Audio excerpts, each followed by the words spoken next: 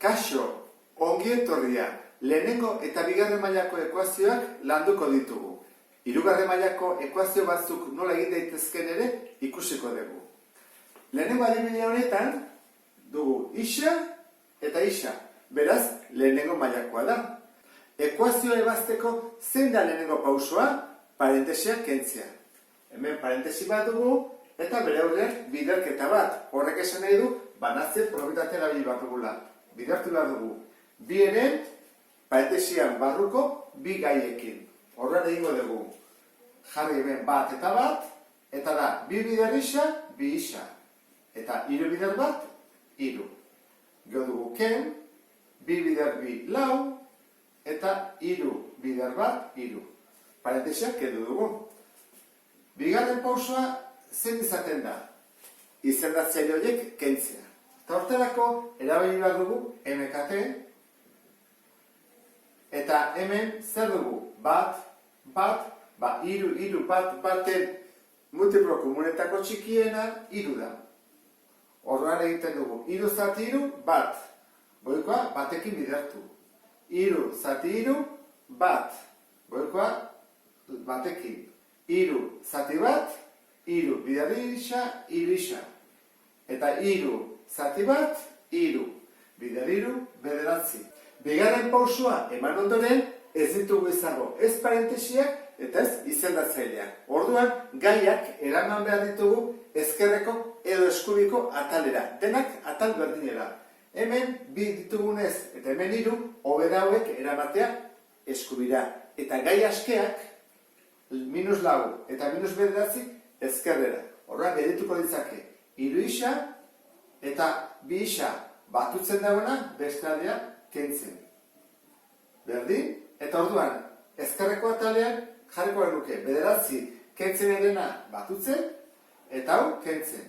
Bederatzi ken lau, bost. Eta bi hauek antzekoa direnez, egin daiteke, hiru isa, ken bi isa, isa bat. Eta bat ez da jartzen, beraz, isaren emaitza, bost da. Soluzioa, bost da. Jakin dezakegu eta konprobatu dezakegu bost dela? Bai, nola?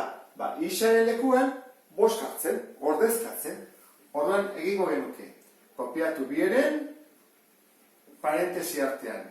Bost, ke bi, esan dugu isaren ordez jarriko dugula bost jakiteko emaitza edo soluzioa ondo egin dugun, berdin, bost, ken, hiru. Zer bada bost, ken, bi, hiru? Horren izan bazatike, bieren bider hiru, berdin, bost, ken, hiru, bi. Badakizu, hori egitearakoan, kendu daitezkela, bidertzen da eta zatitzen, eta konprobatu dezakegu, isa berdin bost, ekuazioaren soluzioa dela. Zenbat soluzio ditu? Bakarra. Zergatik? Lehenengo mailakoa delako. Bigarren ekuazio hau, lehenengo mailako ekuazioa da baita ere, ez duelako ez berbi eta ez berbi. Zer egin behar dugu lehenengo pauso bezala? Parentesia kendu. Zer du parentesia honek aurrean? Ken. Horrek esan edu, barruko ikurrak aldatu egin behar ditugula. Bost. Hiru zer da? Plus. Jartzen dugu? Ken. Bi isa zer da? Ken. Jarri behar dugu? Plus. Aldatu ditugu bi ikurrak, orain parentesia hau zaila egiten bidertzen. Horrean egin behar dugu, banatze probitatea erabiliz, banan bidertu. Bi parentesi barruko gaiekin. Bi bider lau, zortzi. Bi bider isa, bi isa. Horreko pausua zein da? Ez ditugulako ez parentesiarik eta ez izendatzailerik, isa duten gaiak alde batera. Eta gai askeak beste aldera. Zer den dezakegu? Isak adibidez ezkerrera eraman. Bi isa dugu, eta batutzen edera beste aldera kentzen. Ken bi isa. Berdin, zortzi, bost, beste aldea, ken bost, eta ken beste aldera gehi. Zer bada bi isa, ken bi isa? Zero. Edo zero isa ere badezu. Eta zortzi, ken bost, hiru, gehi hiru, sei. Zero isa da zero. Beraz, zero eta sei ezin dugu lortu berdinak izatea. Horrek esan nahi du, ekuazio honek ez duela soluziorik. Ezin dugu lortu isaren ordez zenbaki bat jartzea eta berrintza hau zuzen mantentzea.